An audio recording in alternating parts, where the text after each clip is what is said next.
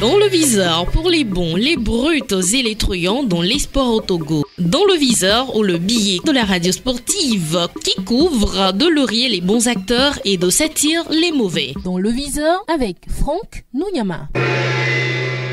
Dans le ciel de Thiès ce 1er septembre 2021, les éperviers ne seront pas favoris. Pour cette première journée des éliminatoires de Qatar 2022, le Togo face au Sénégal de Sadio Mané est comme David devant Goliath. L'écart entre les deux sélections est parlant. Le Togo, actuel 133e FIFA contre le 22e mondial, est la première nation africaine.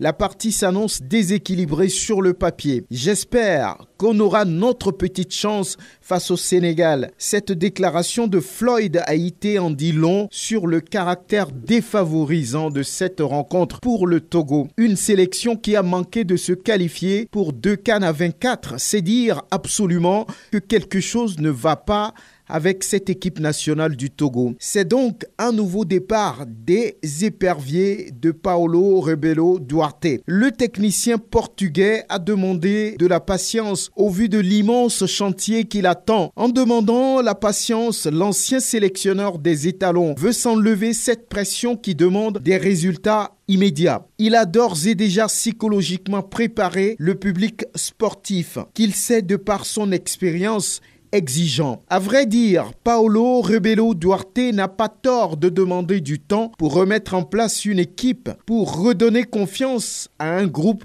psychologiquement et mentalement à terre. Lorsqu'on voit les performances de ces dernières années, Paulo Duarte hérite d'un effectif qui a perdu confiance en lui et il faudra travailler sur ce terrain. Bien connaître les joueurs. Aisément, on peut donc apprécier l'étendue du travail qui attend le coach lusitanien. Le Togo n'est pas favori dans ce match contre le Sénégal. Ce n'est un secret pour personne, ni pour les décideurs, ni pour le public sportif. Une équipe qui se reconstruit a besoin du temps pour performer. Un groupe dont beaucoup de joueurs restent jeunes, sans grande expérience. Diène Dakonam et ses coéquipiers ont du travail à faire. Encore une fois, il est clair et logique que le Togo n'est pas favori sur ce match, mais les choses s'affichent comme un dilemme pour le nouveau patron des éperviers. S'il est vrai et indéniable qu'il faut du temps pour donner au Togo la place qui est la sienne dans le gratin du football continental, Paulo Rebelo Duarte, pour son image, a dans un coin de sa tête de réaliser une bonne performance face à la première nation africaine. Avec un public sportif fatigué des contre-performances des éperviers et qui veut revoir sa sélection retrouver le chemin de la victoire.